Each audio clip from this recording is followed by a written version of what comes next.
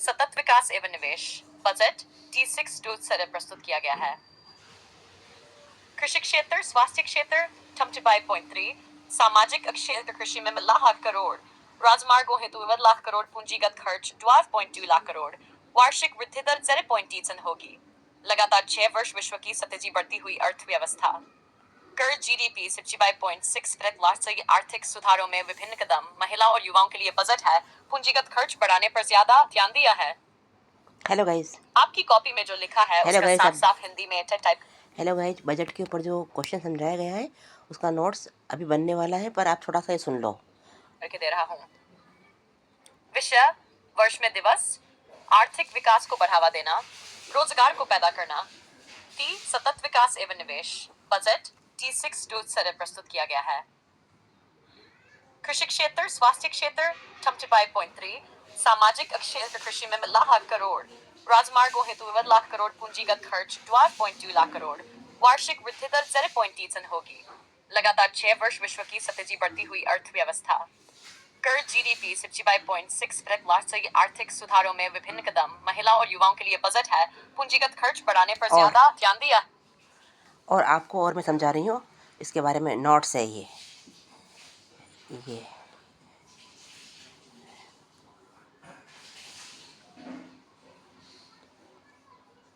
हम थोड़ा डिटेल में ये भी सुन लेंगे। नोट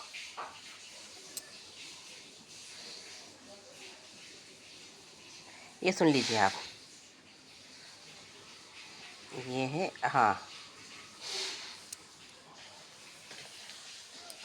मैं थोड़ी चाय ले लूँ, आपकी सुबह सुबह चाय के टाइम बनाती हूँ मैं वीडियो। ठीक है, अब सुन लीजिए।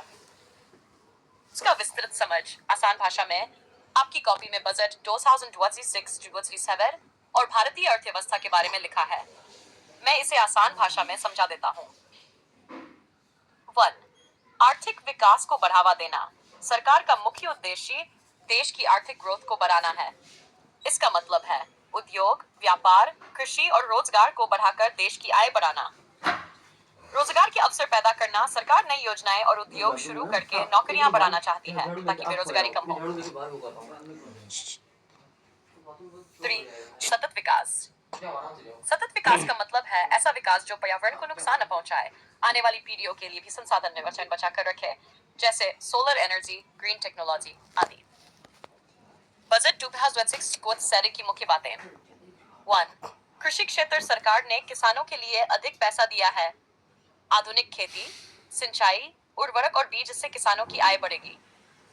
स्वास्थ्य क्षेत्र लगभग स्थिर, सरकार अस्पताल, दवाइयां और स्वास्थ्य सुविधाएं बढ़ा रही है ताकि लोगों को बेहतर इलाज मिले। 3. सामाजिक क्षेत्र, शिक्षा, महिलाओं, गरीबों और बच्चों के विकास के लिए योजनाएं चलाई जा रही हैं।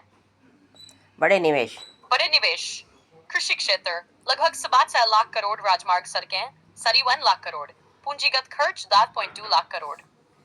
पूंजीगत खर्च का मतलब सड़क, पुल, रेलवे, बिजली जैसे बड़े निर्माण कार्य। आर्थिक स्थिति, भारत की विकास दर 7.2%, लगातार 4 साल से दुनिया की सबसे तेजी से बढ़ती अर्थव्यवस्था। कर्ज GDP 55.6% से 39% करने का लक्ष्य। इसका मतलब सरकार कर्ज कम करना चाहती है। विशेष ध्यान महिलाओं के लिए योजनाएं, युवाओं के लिए रोजगार, उद्योग और इंफ्रास्ट्रक्चर पर जोर। Model paper. अब है मॉडल पेपर। ठीक है, मैं मॉडल पेपर आपको आंसर सही दे देती हूँ।